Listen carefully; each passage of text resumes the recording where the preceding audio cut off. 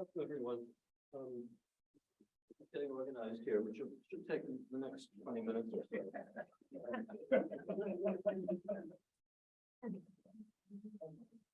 Is that better? Yes. Ah, told you it would take most of the rest of the hour. We have just 45 minutes here, and as Frank has already said, I think all of us absolutely delighted to welcome Edward Blum, who's been a true hero, as Frank rightly said, of many successful litigation efforts to make this a fairer and more just country, in some important ways to restore it to being so. Edward is living proof that you don't have to be a lawyer. Every once in a while, it's a little better not to be, to make a difference, really a huge difference for the better in the legal situation of the country. We're really pleased to have Edward with us. You will hear more and better from him in a minute, but to give you just a bare background, Edward was born in Benton Harbor, Michigan, a small or smallish American town on the shores of Lake Michigan, to a Jewish family there. He studied at and graduated from the University of Texas at Austin, and did. All right. Now can you hear me? Yeah, right. Edward was born in a smallish town, Benton Harbor, Michigan, in the 1950s, and studied at and had a graduation from the University of Texas at Austin. He also studied at the State University of New York. When he was in college and afterward, he was a quasi-military volunteer in Israel, and had adventures. We might have a chance to talk a little bit about that. He and I were actually neighbors in adjoining institutions just outside Tel Aviv in 1970 or so. So we didn't know it at the time, but fate would bring us together again very happily now. Edward worked in finance for a time, and was a stockbroker, but for the past 30 years or more, Edward has been a legal activist and a real leader in the fight for equal opportunity and equal treatment and against racial preferences and discrimination. He's been especially active and notably successful, though not without occasional reverses and disappointments, in at least 3 areas. One, with gratifying and important success just a few weeks ago, is typified by the Students for Fair Admissions cases, which we all know about, I think the whole country knows about, and which took on racial preference, diversity, admissions regime at major private and public universities in the country. We will definitely talk about that. The second area that Edward has successfully and importantly worked in is the area of racial gerrymandering of election districts and the gerrymandering racially of representation in lawmaking bodies. The third is the more recent and really rather sinister government pressure on private businesses to choose their directors based on race and sex. So there's a lot to discuss. First, though, let's go back to the beginning. You grew up in the 1950s and 1960s. Were your family involved in politics and in public affairs? Well, not really. I grew up in a very modest, old-fashioned Jewish household. My father had a 7th grade education. My mother was the well-educated. She graduated from high school. They were Franklin Roosevelt, Harry Truman kind of Democrats. Their friends were, Franklin Roosevelt, Harry Truman kind of Democrats, and that's who we hung out with. I don't think that I could call my mother or my father political activists in any way, but they were kind of working class, World War II kind of Jewish family.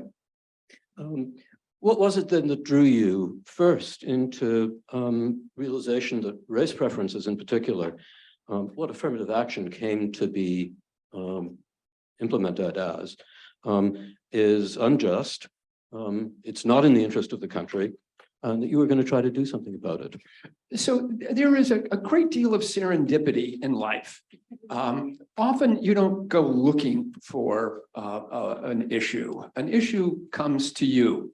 And this issue came to me, and it was born out of a small miracle that happened in the Blum household back in 1990, and that was my daughter was accepted to college, which was a miracle. We were living as a family in a Houston suburb. And when she went off to college, we decided we didn't want to live in the suburbs anymore. We wanted to live more in kind of the inner city area of Houston. It's you can imagine what this is like, whether it's Charlotte or Atlanta or maybe even Los Angeles. So we moved into an area of town close to Rice Museum, close to the other cultural areas of the city. And when I went to vote for the first time in this new district that we were living in, the Republican Party hadn't fielded a candidate for the congressional race.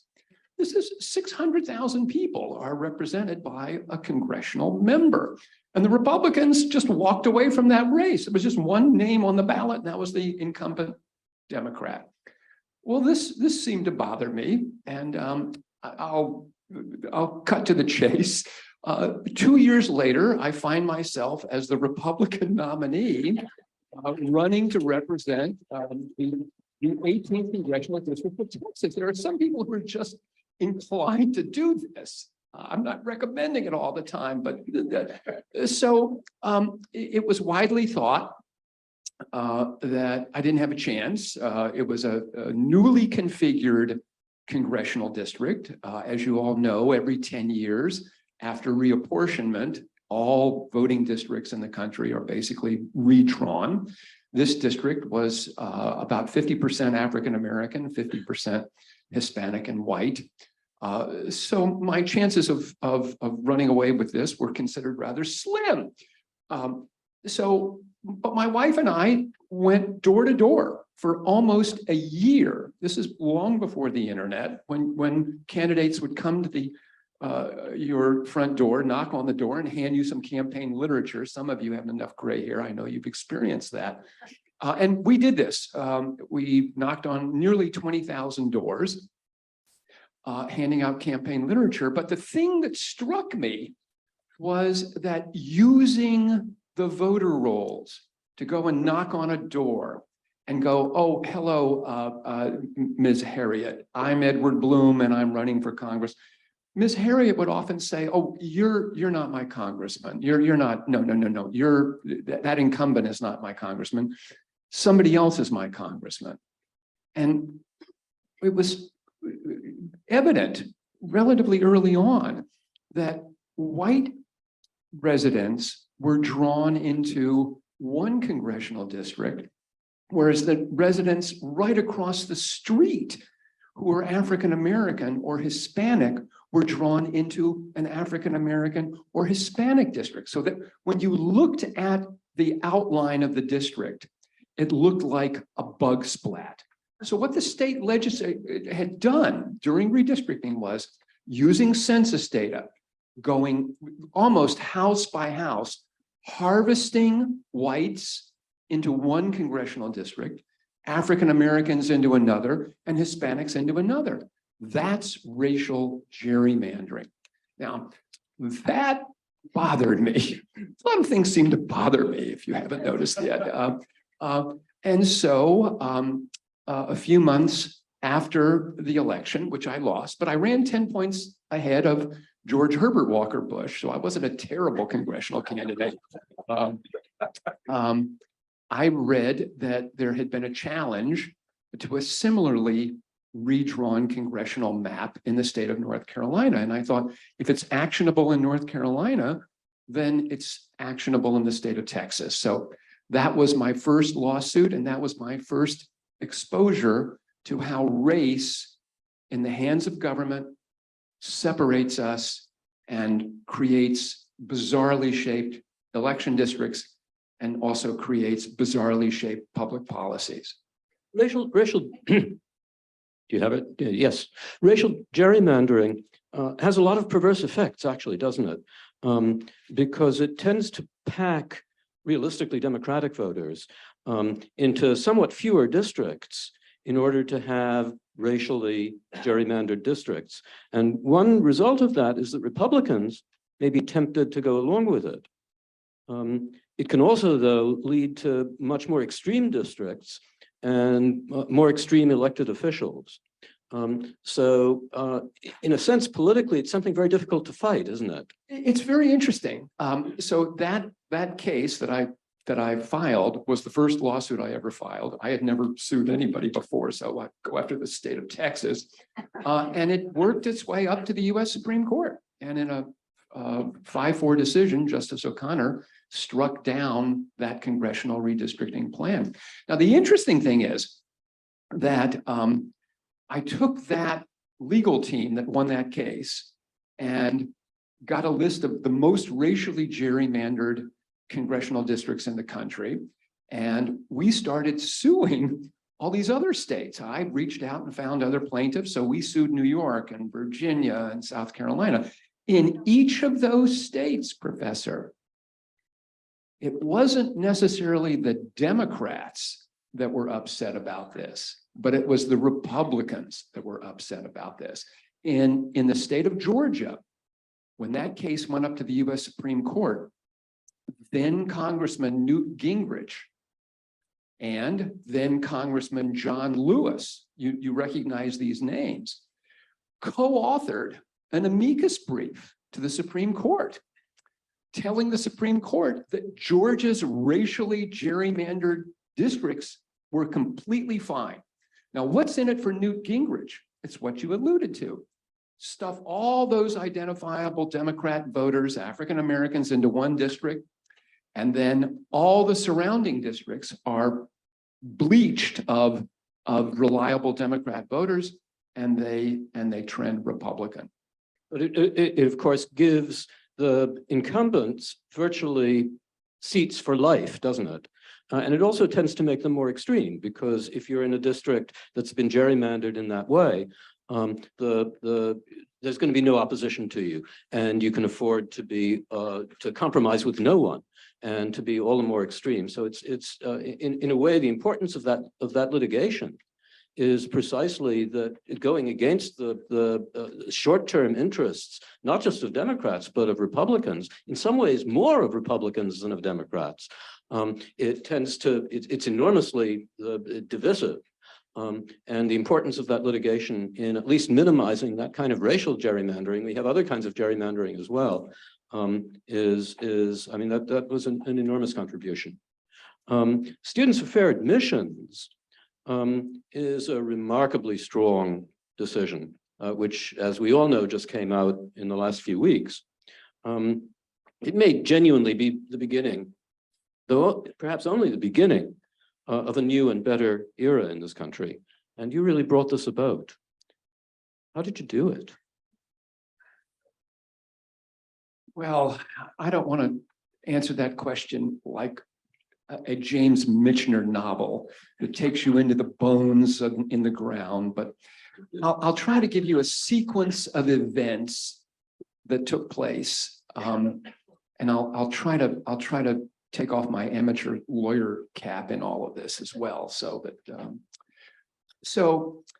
in 2003, the University of Michigan School of Law and the University of Michigan undergraduate admissions policies were at the Supreme Court, in which, sadly, in a 5-4 opinion, Justice O'Connor ruled that the use of race and ethnicity in higher education to further the compelling need for diversity was justified. So here we are in 2003. I was in the court when that opinion was read. And then something interesting happened that afternoon. We were all disappointed. We were all saddened by it. But then President Bill Powers, president of the University of Texas, my alma mater, held a press conference and issued a press statement in which he said that the University of Texas, which had been forbidden from using race in college admissions and instead had been compelled to use a top 10% plan to admit undergraduates. So you understand this is unique. We have a state in which racial preferences are outlawed even before, or soon after Prop 209. And the University of Texas, which had this incredibly successful race-neutral plan, holds a press conference and says, we're going to reintroduce race. Well, if you read the opinion carefully, it noted that before a college or university could use race or ethnicity, it must make a good faith effort to find race-neutral policies that will create the kind of diversity the college wants. So wait a minute. I read this. Everybody in our little kind of conservative legal circle read this and said, the University of Texas can't do this. So that was the beginning of my effort to challenge the University of Texas's reintroduction of race in the admissions process. That led to me finding, after 3 years of making a complete nuisance of myself, Abigail Fisher, who in 2008 sued the University of Texas, arguing that the reintroduction of race fell outside of the bounds of what was permitted by law. The Fisher cases were actually two cases, weren't they? And in a sense, both very hopeful and in the end, very, very disappointing. Came very close, and yet in the old phrase, no cigar. Tell us about that. So Abby sues in 2008. Her case goes up to the Supreme Court the first time. And in 2013, in a 7-1 opinion, the Supreme Court rules that the deference that was given to the University of Texas, because we lost back in Texas, Abby lost her case before the district court and before the appellate court. The Supreme Court said, no, they made a mistake. The district court and the appellate court made a mistake. They gave too much deference to the University of Texas. So that opinion, which now had a new deference standard, we won that. The way I see it, 7-1. The one who came against us was Justice Ginsburg. So Justice Ginsburg's against you, then kind of have a feeling you won something here. So that opinion in 2013 was interpreted by, I think, many of us in this movement as the future death knell for race-based affirmative action. So we used that new opinion to form Students for Fair Admissions. Without that opinion, it's unlikely that we would have thought, that the legal team would have thought that we had a case in which to challenge Harvard and UNC or some of the other schools that we did. So we filed Students for Fair Admissions in 2014, just a year after Abby kind of won that first round. But then, Maimon, you're right. 2 years later, there's a big setback. Justice Kennedy applied this new deference standard to the University of Texas and ruled against Abby and said that the reintroduction of race at the University of Texas met the deference standard that he articulated in 2013. Well, now here we are, 2 years into students for fair admissions versus Harvard and UNC. So sometimes there are indeed setbacks along the way. Why Harvard and UNC? I mean, there are lots of schools around the country that are doing this, all too many around the country. Why those two in particular? Well, we tried to get three. We tried to get Harvard, the University of North Carolina, and the University of Wisconsin, and each of them was targeted for a specific reason. Harvard had long been a target of Asian American disapproval in their admissions policies.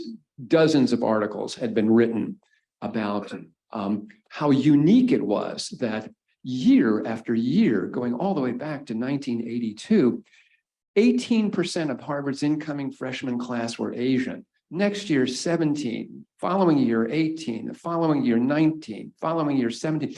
For 20 years, there's no deviation at all in Harvard's Asian admissions rate, even though the number of Asian Americans applying to Harvard was increasing dramatically. So that suggested that Harvard really had a quota. They were racially balancing.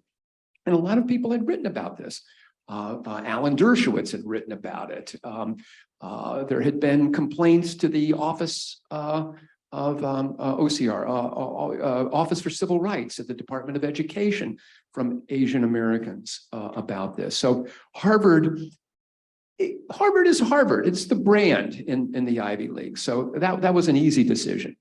The University of North Carolina brought it on themselves, and I'll tell you why.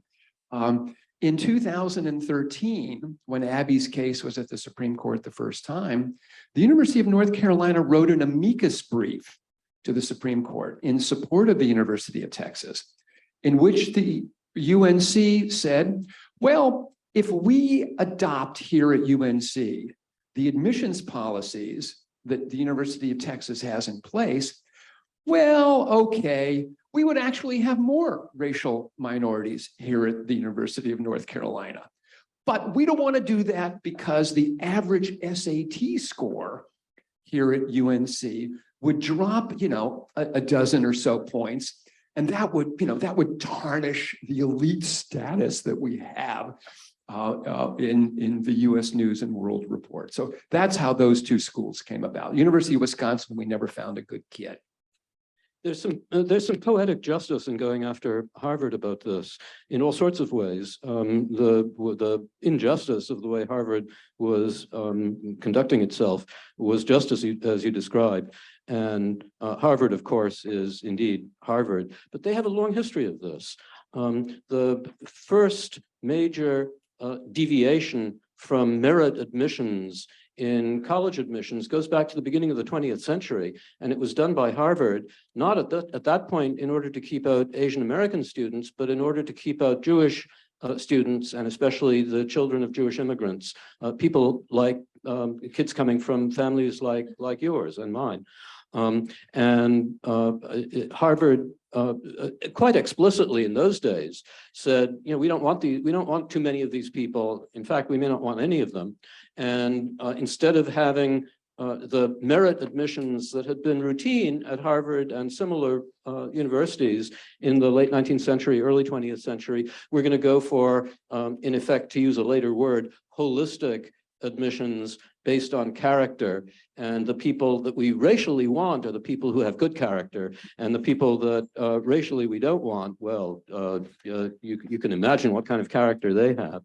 And that was Harvard's admissions tradition going back to the early 20th century. It is extraordinary that their 21st century version of this, which is all too similar of their early 20th century version of it, was something that this litigation could finally take on and begin to wrestle to the ground.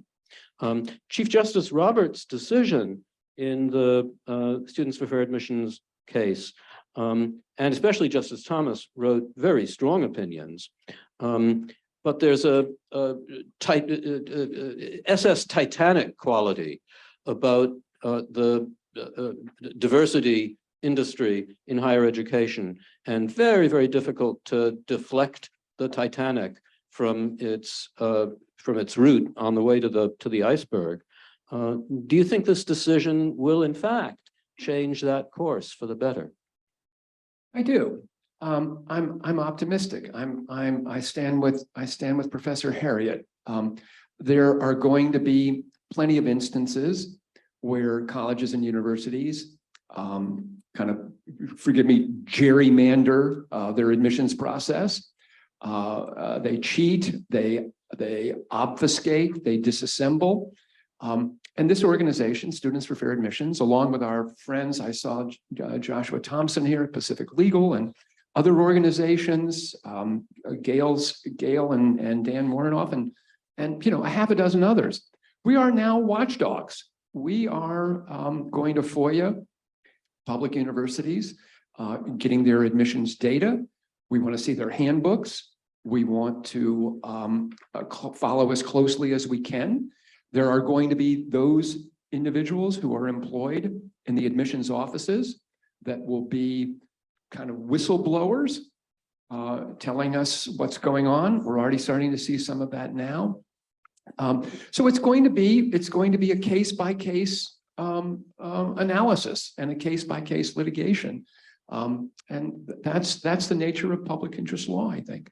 Just about the last paragraph in Chief Justice Roberts' opinion in the Harvard case, in the SFFA case, now almost sort of famously, infamously said that whereas race discrimination in admissions is unconstitutional for a public institution like UNC and illegal for a private institution getting federal money like Harvard, that nonetheless, there's nothing to prevent a university on an individual basis from taking into account the ways in which an applicant has met the challenges of life, including racial challenges.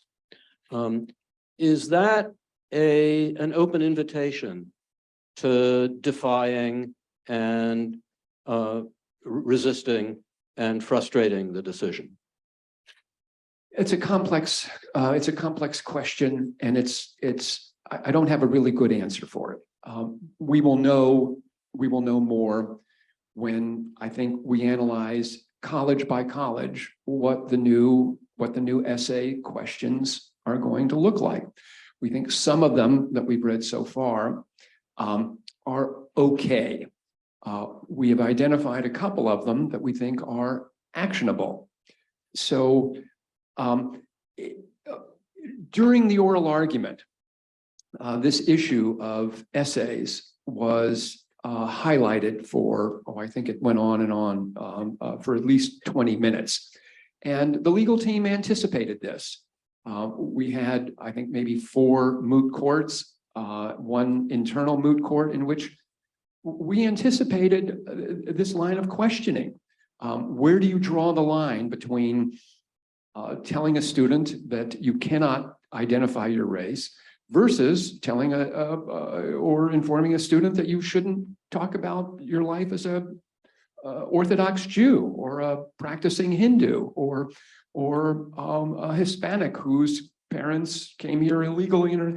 It was almost impossible to ask the Supreme Court to forbid any mention of background, heritage, religion on a student's essay. How would you go about doing that? Harvard gets 60,000 of them a year. What are you going to request that Harvard redact all that information before they read the essay? So I think Chief Justice Roberts properly threaded the needle, but we're going to be compelled to continue monitoring school by school how that is actually implemented. That sort of really brings me to the next, and my final question. We'll open this up to questions from the floor in a minute, but the point that you really just alluded to is the idea that these battles are never permanently won. With a bit of luck, they're never permanently lost either. But given that reality, what are the next steps? What do we need to do to follow up the Students for Fair Admissions decisions? So Students for Fair Admissions had a very narrow, specific mission, and that was to challenge the use of race and ethnicity in higher education. As you noted, Maimon, I have started other organizations that also have very specific missions. The Alliance for Fair Board Recruitment challenges here in the state of California public corporation diversity quotas for their board members. So that's a membership organization as well. We have members that have served on boards who were dismissed. So now we're suing the state of California, and we're suing NASDAQ for similar. I have started a new organization. This one is called the American Alliance for Equal Rights. And this has not a narrow mission or a narrow portfolio, but a much broader one, in which we will challenge the use of race and ethnicity in contracting, in employment. We filed our first lawsuit just, I think, maybe about 2 weeks ago, if that, 10 days ago. There is a venture capital firm called Fearless Fund based in Atlanta, Georgia, that makes resources and grants and awards only to corporations that are and businesses that are 51% owned by African Americans. Hispanics, no way. Asian Americans, no way. Native Americans, you're out. Whites, of course, you're out. So this was our first lawsuit as a membership organization called the American Alliance for Equal Rights. Now, I was telling Maimon, if you've ever been to a State of Israel bond sale, anybody been to a State of Israel bond sale? I can tell you I have. And that is why I have brought along application forms for new members to the American Alliance for Equal Rights. I have envelopes. I have a one-page application that requires the following to join: first name, last name, email, and zip, and $10, lifetime $10 membership fee. Now, why do we have a lifetime $10 membership fee? Well, Students for Fair Admissions has over 20,000 members. When we first started, we didn't have a membership fee, and Harvard and UNC made a big deal out of that. Like, what kind of a membership organization doesn't have a membership fee? So I'm worried about that. Not that they prevailed on that, because you can have membership organizations, but this way, the courts have now looked at $10 lifetime membership versus not. And so $10, we don't ask you for additional money. You don't get weekly or hourly emails. So I'm gonna pass these out. Frank, would you pass these out for me? Thank you. Thank you. I came from Maine to do this, and I'll be here for lunch if you wanted to fill it out and give me your application back. In the alternative, feel free to just mail it back to us. It's our hope when we filed our first lawsuit a few weeks ago, we had, I think, about 50 or not, a little over 50 members. I'd like to know that the next lawsuit we could represent that we've got well over 100 members. That brings some power to the discussion. I don't know. I think if this organization were going to take a leaf truly from Harvard in its membership fee policy, it would charge $50 or $60 or $70,000 to join the new organization. So we're getting a bargain for $10 a throw. We have a few minutes for questions from all of us. So do you need microphones? Sorry. So I pass out, or do you want to do this?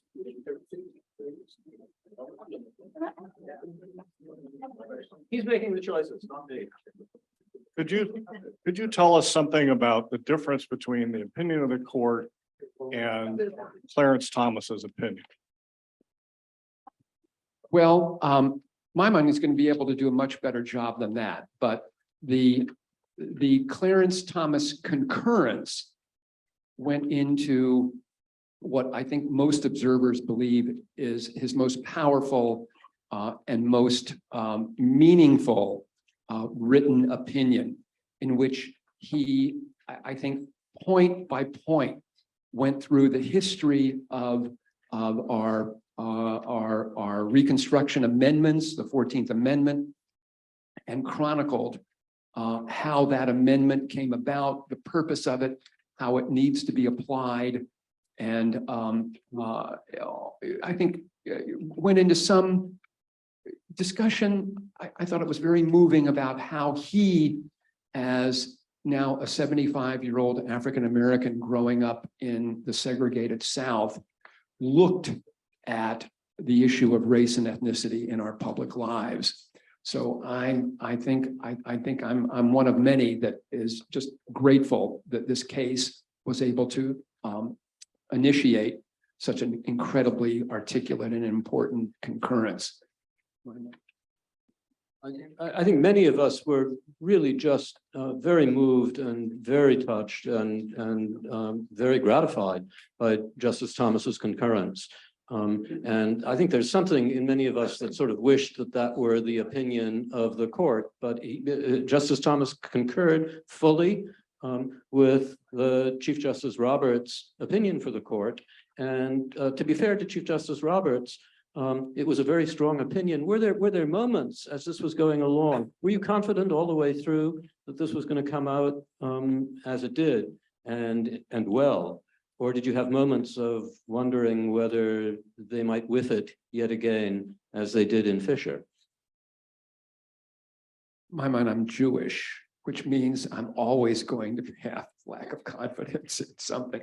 The more serious answer is Justice Roberts dissented in the Fisher case. Justice Roberts wrote the opinion in another voting rights case called Shelby County, Alabama versus Holder, which was an incredibly important and controversial and polarizing a case dealing with the Voting Rights Act. I thought that we had Justice Roberts all along. It was a question of, was he going to give us the kind of the full, the full opinion, or would there be some little loophole? I think everyone's a little worried about that possible loophole in the last paragraph of the Roberts opinion, though to be fair, there's no law, nothing in the Constitution and nothing in any statute that prohibits anybody from taking human character into account. And so that in a sense, what Justice Roberts said there at the end is just a truism. And the only question is whether that truism is going to be distorted, is going to be abused in order to shield race discrimination. And Justice Roberts himself, in that very paragraph, went right on to say, you can't do that, and that's illegal. So I think any doubts that any of us might have about the opinion for the court there are not well taken. And the question is what we need to do in order to ensure that the Justice Roberts' opinion, which is a good opinion, is carried out and isn't undermined and isn't subverted. So I think we have time for one more question.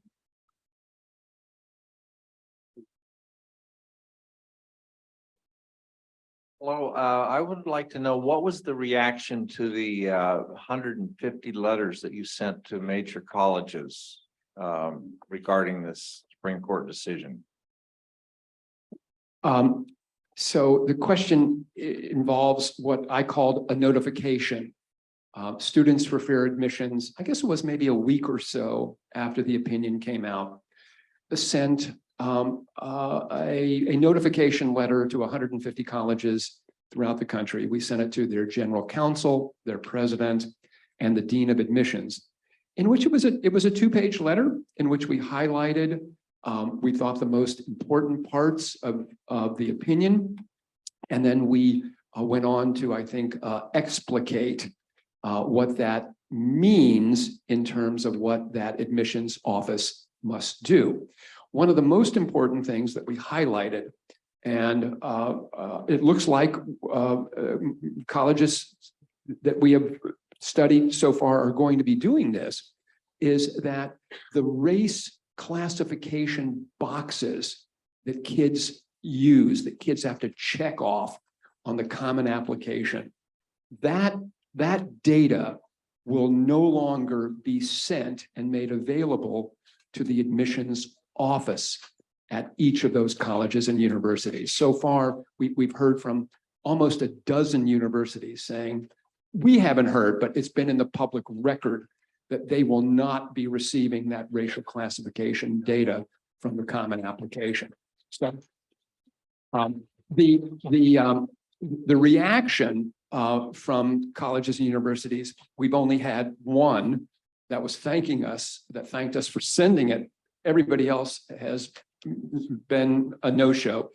But our friends on the other side have been in the media and public policy arenas have been rather hypercritical of the fact that we decided to send this letter. If you look at the letter, it's in the public record. It's not at all threatening. We haven't told them we're going to come and stand on their throat if they do something bad or something like that. So, yeah. Oh, why not? No, I was terribly disappointed to hear that. I think we're pretty much out of time. Let me say to Edward, in the sort of tradition of the Israel Defense Forces, which he's worked with, in Hebrew, Toda Rabba and B'Hatzlacha Be'atid. Thank you very much for all you do, and good hunting in the future. Gail has a little something for Edward. I do indeed. We wouldn't want you to go home empty-handed. So CFER would like to present you with this little token. It says, with our greatest appreciation, we hereby honor Edward J. Blum for his heroic support for equal justice for all Americans. Presented by Californians for Equal Rights Foundation.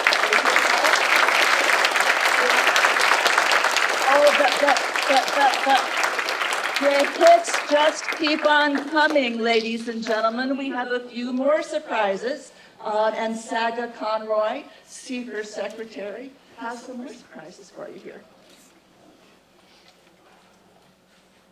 So, Mr. Blum, I just wanted you to know that even like a state of California, we do have so many people, especially from the legislative office. They are, very much showing their gratitude. We cannot use words to express our thankfulness, our appreciation, our gratitude, and thanking for what you have done, what you have been doing, and what you have been achieving. So here we actually got multiple.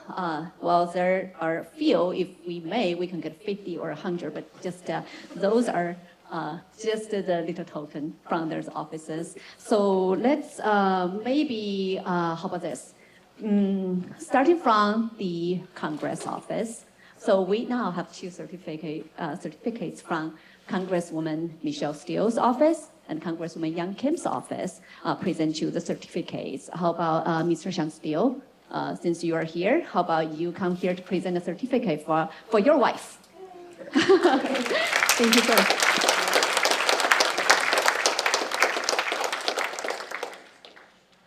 She signed the amicus from the Congressional Republicans for the Harvard case, and she has an act called the Harvard Act. You can imagine what that stands for, but just a great pleasure and honor meeting. Thank you very much.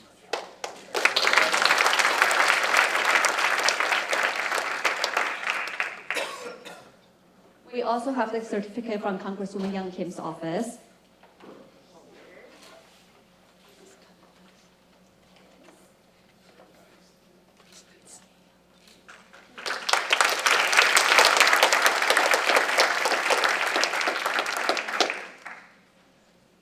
From the state, we have two assemblywomen. One is the Assemblywoman Kay Sanchez.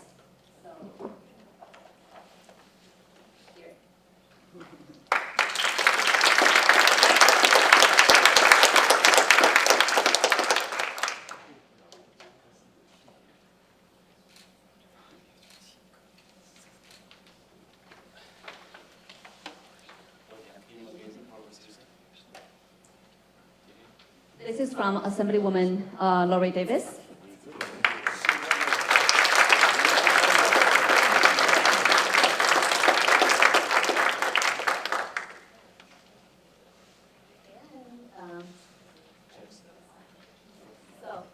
We also there's a friend certificate from Orange County Board of Education. So since Miss Mary Barkey, please come here to present your certificate and show our gratitude.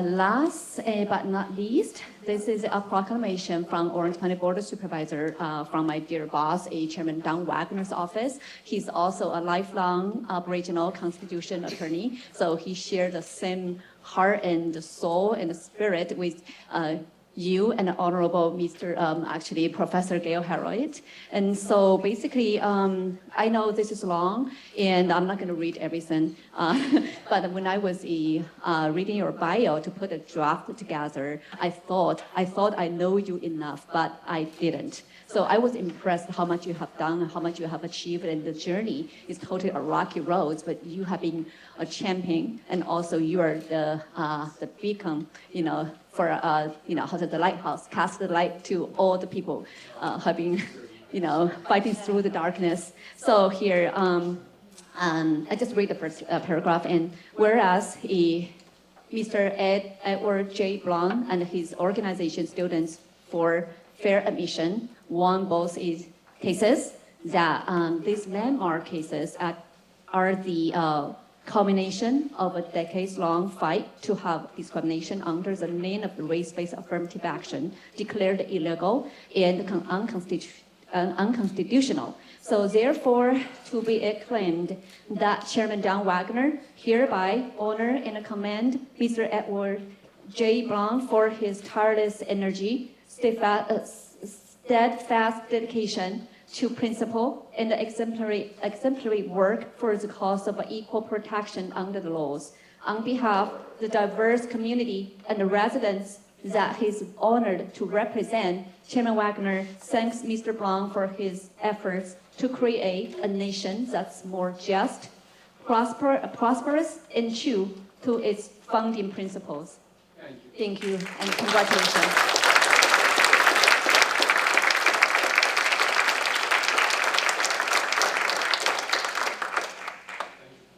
Thank you so much, and we hope we're not adding too much luggage to burden. Here is a little token, heartfelt token for you, because that's a heart. A lot of people think I don't have one of these, actually. It's not a bloody one. Thank you so much, sir.